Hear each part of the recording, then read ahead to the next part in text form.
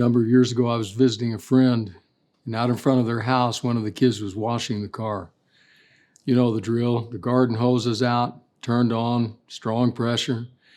There's the mop bucket, suds, the rag, doing the car wash at home.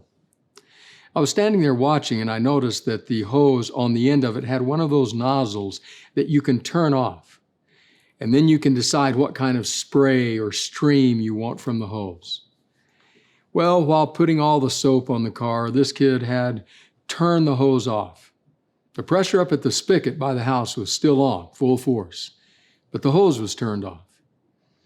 I was standing there watching when suddenly there was this pow, and a geyser of water was rooster-tailing out of that hose where it had burst. I thought about that hose this last week, standing there thinking that day, there's a lot of water pressure coming in, but there's nothing going out. I thought about it because sometimes that's the way church is. In fact, sometimes that's the way church is during a pandemic. Have you noticed that? We have opportunities to take in, and to take in. Some of us watching 2, 3, 4 worship services in a day. Now that's all good. God can richly and deeply bless us with the water of life through that means. But the question is, what's coming out the other end? Is the water of life pouring out the other end in service to others? If it's not, we're in trouble. We're in danger. So I want to remind you, we are on a journey, in a series entitled Traveling Alone Together. We're talking about discipleship, disciples on the journey. Our focus has been the 4 values, we call them, that Loma Linda University Church has for growing disciples. In fact, we believe that if you engage in the love and the grace and the presence of Jesus in these 4 acts consistently, you will grow as a disciple. That's just the natural outcome. Just like a kid who wants to grow up to be tall and strong, if they eat, if they exercise, if they rest, they'll grow. It's the same with these. We've spent 3 weeks now looking at the first 3: worship, Bible study and prayer, and community. Today and next week we come to the 4th. 2 weeks because it has 2 prongs. That 4th value is service. First prong, service to others by meeting their needs. Second prong, service to God by sharing His Word. And so today we begin with that first one. Service to others by meeting their needs. To consider this, we're going to turn to a brief epistle in the New Testament, 1 Peter. 1 Peter chapter 4, an epistle written to people suffering persecution, in great difficulty and trouble, uncertain about what the future held, but longing for the return of Jesus. Now, before we read the passage, I'd like to share maybe a bit of a roadmap so we know what to expect in the passage, so we can follow what Peter's trying to say. So the words we'll read in a few moments begin with these words: "The end of all things is near." Peter and his community were deeply aware of the fact that the last days in the New Testament begin with the first advent of Christ. They kicked into high gear when the Spirit descended at Pentecost. And so there was a deep sense we are living in the light of the coming of Jesus. So if you've looked around at the world today, the political situation, the economic situation, the healthcare situation, the natural situation with the fires and all the rest that's going on, if you've looked around and said, I don't know how much longer this can last, then this passage is for you. It will start with those words: the end of all things is near. Then Peter will proceed in rather quick fashion to give 4 directives. In light of the fact that the end of all things is near, 4 directives. The first one is pray. Pray. Since the end of all things is near, Peter is saying, you ought to be people of deep, consistent, continual prayer. In fact, he will use words like sober, and solemn and deep. He's talking about an ongoing, robust life of prayer. That's his first directive. His second directive, love. You want to know how to live in light of the coming of Christ? Love. I love the way Eugene Peterson renders this in The Message. He says, love as if everything depends on it, because love can overcome anything.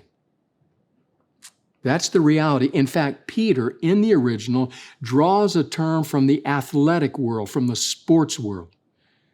He uses a term that, if it were today, an athlete might say at the end of the contest, I left everything on the court. I left everything out there on the field. What that athlete is saying is, I'm not bringing any energy, any reserve energy into this locker room. I spent it all on the field. I gave everything I had to it. That's the term Peter will use here. Love with a depth, a consistency, and a commitment that takes over everything else. That's his second directive. His third directive, you will see, is welcome. He talks about hospitality.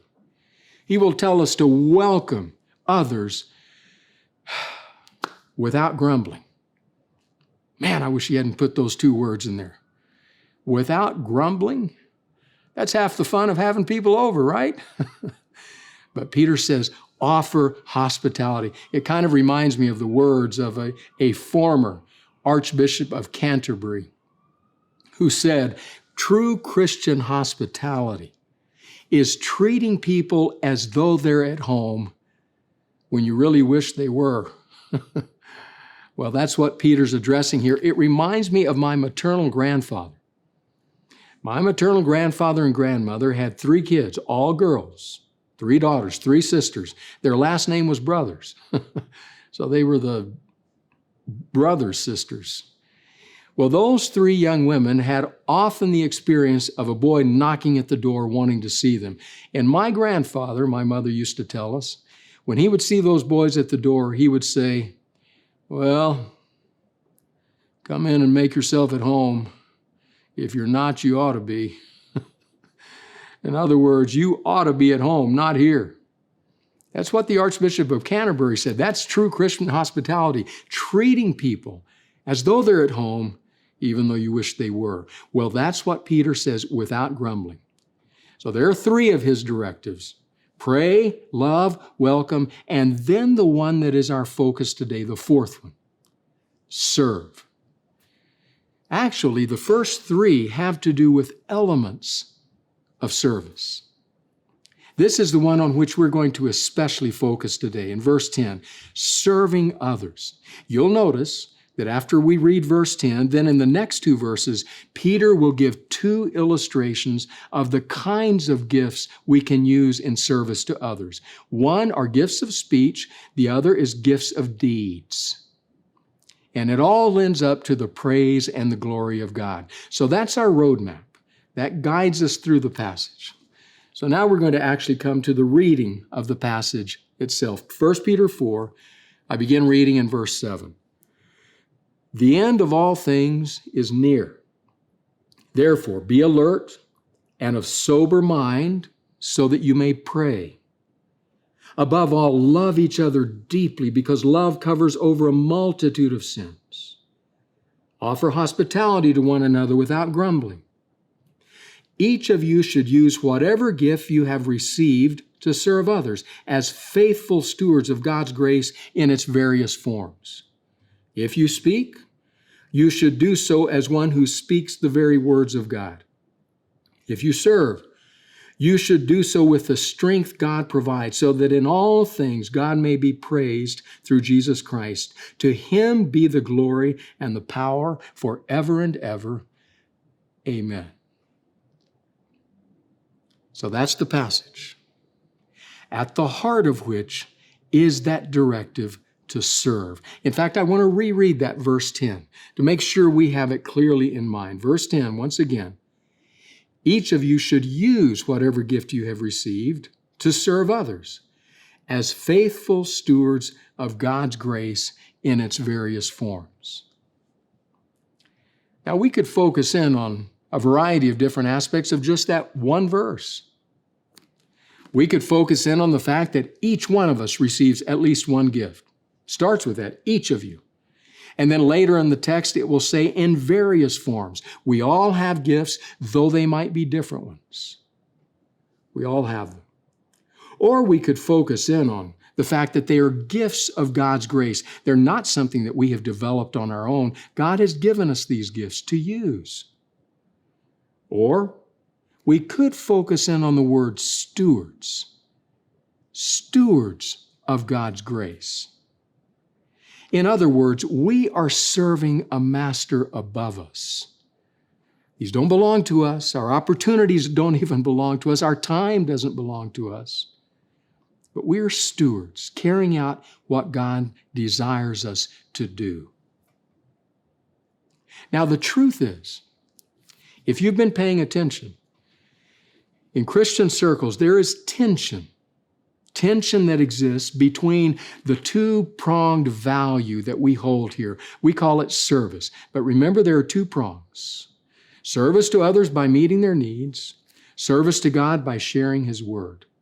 There's often been tension between those two thoughts. People who say our one and our only duty is to share the spiritual realities of God's Word with people. That's what we have to do. Let the social part of it be left to the government or to parachurch organizations or to someone else. Let's stay focused on our spiritual goal. But then others have responded saying, what are you talking about? Even Jesus spent more time meeting people's needs than He did teaching or preaching.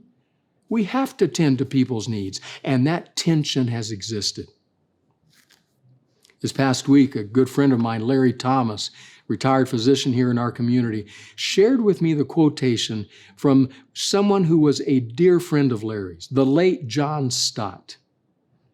John Stott was one of the preeminent Christian theologians of the 20th century. And Stott weighed in on this tension in what I think is a masterful way. I want you to notice what Stott said. He begins, I suggest the need for a threefold recognition about evangelism and social action. Okay, here's the first recognition. A recognition that the two are partners in the Christian mission, distinct yet equal partners. Neither is an excuse for the other, a cloak for the other, or a means to the other.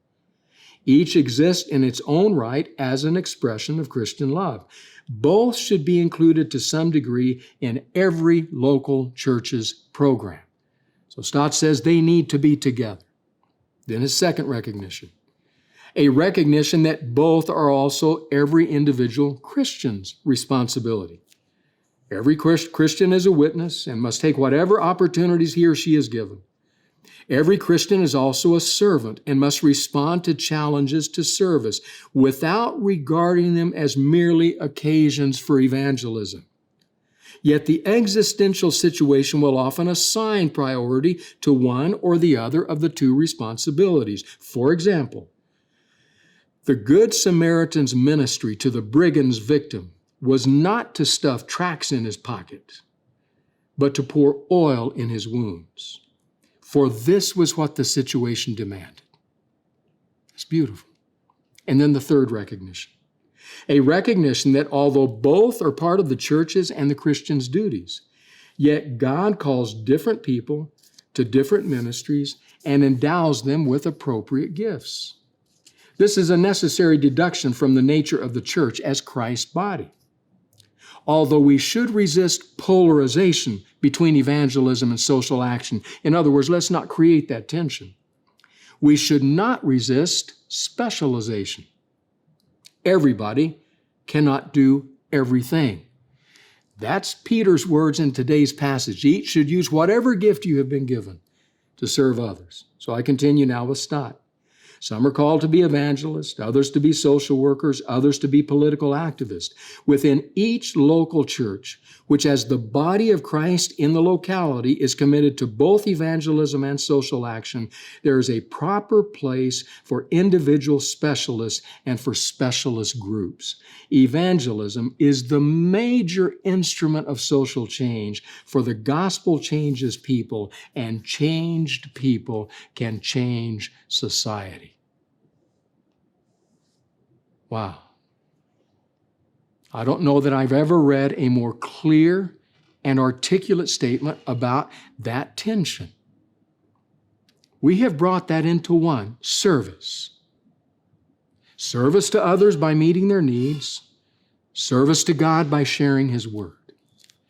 And the passage we have read from Peter is addressing primarily, not exclusively, but primarily the first of those, serving others by meeting their needs.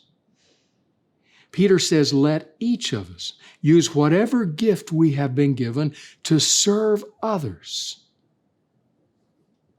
Now, that's not a nice idea that Peter came up with to have some filler for the latter part of his letter. That's not just a nod in the direction of taking care of people's physical needs. That's actually a reflection of the teaching and the witness of the New Testament and the Old Testament combined. In fact, beyond that, it is a succinct statement of the very law of life, as one writer puts it. Listen to these words from the pen of Ellen White, who says, "To give is to live. The life that will be preserved is the life that is freely given in service to God and to humanity. The law of self-serving is the law of self-destruction." You can't state it much more simply and clearly than that. What were those words? To give is to live. Brings to mind that garden hose, doesn't it? That garden hose that was taking in all the water. The pressure was still on, taking it in, but there was no outlet on the other end to share that, to spray it out. Poof! It erupted and became utterly useless. If we continually take in and have no means of serving others by giving out that which we have received, our spiritual muscles become very weak and atrophied, and we are unable then to do what the gospel calls us to, which is to serve others with the various gifts that we have been given. That's the call of the gospel, the directive of Peter in his words. Serve. So what would that look like? If we were to take Peter seriously here, if we were to read this word, I'm going to reread it one more time in verse 10. Each of you should use whatever gift you have received to serve others as faithful stewards of God's grace in its various forms. If we were to take that seriously, what might it look like? I want to offer you 3 brief quotes and 3 stories. So we begin with the 3 brief quotes. The first one from the pen of Gordon MacDonald, a writer, preacher. MacDonald says this: "You can tell whether you are becoming a servant by how you act when people treat you like one." How do I act when people treat me like a servant? When people aren't appropriately grateful, appropriately appreciative, when I feel like they're just receiving, how do I act? That's a good measure of how much of a servant heart I'm developing, according to Gordon MacDonald. Second quote, Terence Fredheim. Fredheim says this: "The best way for people to learn about the church is by seeing a face and hearing a voice say, 'We're here to serve in the name of Christ, and God bless you whether you come or not.'" How often our service has had a hook in it to make sure that if we serve people, we have a hook that hopefully can draw them into our church. Fred Heim is saying the best kind of service is the kind of service that says we are here to address and to meet your needs. Whether you ever darken our door or not, we will still put the same energy and passion into it. Third quote from none other than the late, great Martin Luther King Jr., who said, "Life's most persistent and urgent question is, what are you doing for others?" What are you doing for others? It's so easy to lie in indolence across the lawn, just taking in, with no outlet on the other end. That will every time lead to trouble and uselessness. Now, the three stories. First story comes from the pen of Philip Yancey, the Christian writer. Philip Yancey tells the story of Jonathan Marks, a 60 Minutes producer. Marks, who wrote a book about having grown up in the cradle of faith, in the womb of the church, the evangelical church, but later departing from it, abandoning it, no longer having faith and confidence in the ways and beliefs in which he was raised. And then Marks had an experience, profound experience, Yancey writes. In fact, Marks would go so far as to say he believed one of the seminal moments in U.S. history was Hurricane Katrina. That hurricane that brought so much devastation in its wake and so much exposed the inability of our government agencies to respond adequately to the occasion and to the event. Marks went and walked among, lived among, listened to the people who were part of that experience. And in doing so, he found something compelling. He found that in the midst of a great deal of ineptitude, there was a shining light called the Christian church.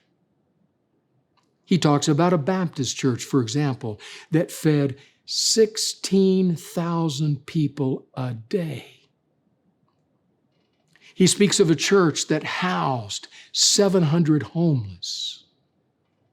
He elaborates on those examples, and he speaks of the fact that the church just became active. In fact, after other agencies had left and after the devastation had not left, there was still a gathering, a coalition of Christian churches from other states that continued to come into that community and rebuild the homes in the community. Marks was profoundly touched by that, so much so that I want to read you his words. As one worker told him, these are Yancey's words actually, as one worker told him, we had whites, blacks, Hispanics, Vietnamese, good old Cajun. We just tried to say, hey, let's help people. This is our state. We'll get everybody else to sort out that other stuff. We've got to cook some rice. Whatever else you've got to sort out, do it. But we're going to feed people. Marks concludes, I would argue that this was a watershed moment in the history of American Christianity. Nothing spoke more eloquently to believers and to non-believers who were paying attention than the success of a population of believing volunteers measured against the massive and near total collapse of secular government efforts. The storm laid bare an unmistakable truth. More and more Christians have decided that the only way to reconquer America is through service. Listen to these last words. The faith no longer travels by the word. It moves by the deed. Now, maybe you will say to me, but Randy, Peter in his passage talked about two kinds of gifts, speech and deeds. And here Marks is saying, not speech, but deeds. And I would say to you simply, remember what John Stott said, the situation will tell you what is needed. What was needed in that situation? To stuff some tracts in the pocket of the victim of the thief of the Good Samaritan, or to pour oil in his wounds? Service. Service to others. A second story. This one very personal, because it's about my father and my mother. As I studied 1 Peter 4 this week, and as I considered this theme, I couldn't help it. My thoughts went to Mom and Dad, who lived lifetimes of service. Dad had a passion in his heart to not just share the gospel, the fact that Jesus loves you, that God isn't angry with you, that He wants to be your forever friend, not just to share the gospel with people, but to meet their temporal needs. In fact, he had a very specific dream, and that was to minister to indigenous peoples that others had forgotten and had thrown aside. As such, he tried in the jungles of Colombia and Venezuela, wanted to go out and meet a certain tribe that was there that had been very deadly against any incursions onto their lands. Understandably, because people had come onto their lands for nefarious purposes, to take from them. They seldom lived to tell about it. Dad said, I want to go to them, minister to their needs, and maybe ultimately tell them about the love of Jesus. Church said, no way. You're not going out there. So when the opportunity to move on came, Dad took it, still trying to find a place. He ultimately, I don't know how he did this, on a preacher's salary, on a missionary preacher's salary, he ultimately took flying lessons, bought a small plane, I think mortgaging the house, to fly into the Huichol Indian Reservation in the Sierra Madre Mountains of Mexico. Dad spent years, starting with just 2 strips in that God-forsaken territory, where it had been so long since anybody had visited them that when Dad landed at that first strip, they remembered the name of the last person who'd come to see them 18 years before. And he began a ministry, taking medicine, medical students, food, medical care to the Huicholes. Over 5 years, as different indigenous peoples around that broken terrain heard about help, they started building their own strips in their own villages. By the time we left that area, there were 32 airstrips all over those mountains, because he was serving their needs. It wasn't till toward the very end of that time that they had enough confidence in him, that he had enough relationship with him, that he began to share the story of Jesus with them. Most of the time, just serving. I don't think I really understood the cost that ministry was to Mom and Dad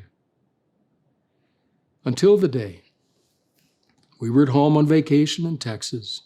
Still remember the house, still remember the kitchen dining room area where this occurred, where Dad, who had, I don't know how he had gotten the loans, mortgaging the house or in some other way to pay for the planes, was trying to make it. I remember the day Dad called out. We went to see what it was. He was waving a letter in his hand. He read it. It was a mission organization that says, we will take on the project of paying for your plane. We will pay it all off.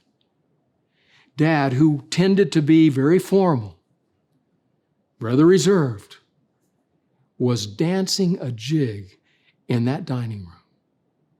Because a place called the Quiet Hour, not 3 miles from here, said, we'll lift the burden. As I look back in my adult years, I understand the profound personal cost. Because he wanted to use whatever gift he had been given to serve others. Jesus echoes Peter's words in his ministry when he says, freely you have received, freely give. The third story. The Nobel Literature Prize-winning laureate Saul Bellow, Canadian-American Jewish writer, told the story. told the story of a Jewish rabbi in a small Russian village many years ago. The people said the rabbi lived very close to God. In fact, says the Jewish tale, every Friday morning, the rabbi would disappear for a number of hours before he would reappear later in the day. The people didn't know where he went, but they came to believe that on Friday mornings, the rabbi ascended to heaven to speak to God. He would come back lightened and energized.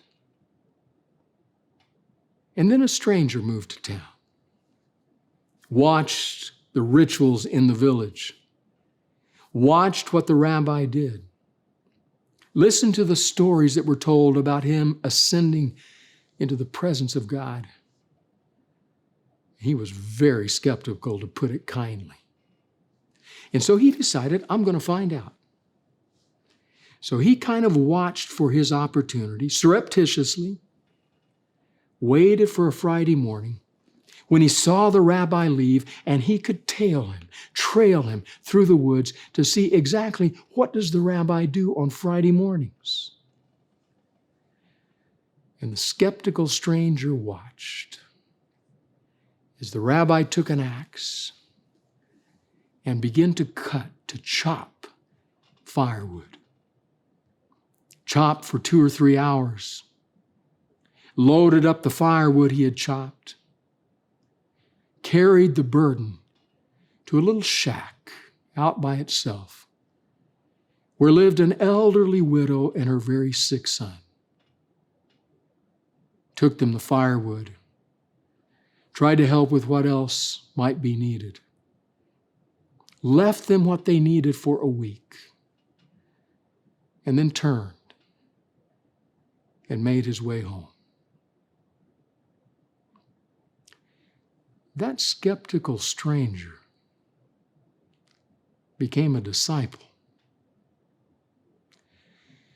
And when he would hear the village people say, on Friday, our rabbi talks to God, ascends into his presence, the stranger would whisper to himself, yes, and maybe even higher than that.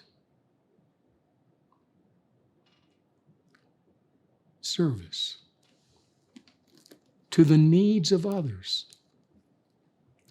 That's what Peter calls us to. Each of you should use whatever gift you have received to serve others as faithful stewards of God's grace in its various forms. Friends, we're in a strange time. A time when we're isolated from each other. A time when it's very difficult to serve. A time when we can take in and take in and take in. Let me ask you to please not be that garden hose, but find a way to open the other end so that the water of life can flow freely through you. I don't know how you'll do it. Maybe make a list of acquaintances whom you know are lonely and make it a discipline on a daily or a weekly basis to call them and not be on a hurry to get off the phone. Maybe start a Zoom Bible study group with some of your friends and some others who might be lonely. You drive it, even if you have to get someone else to teach. Make it a commitment to take a meal to a grieving family. Call our outreach department and say, how can I minister? How can I serve? But whatever you do, listen carefully to Peter's directive, because the end of all things is near. We want to live the life to which Jesus calls us, the life of prayer, the life of love, the life of welcoming. We want to live the life of service. Always remembering each one of us should use whatever gift we have been given in its various forms to serve others by the grace of God.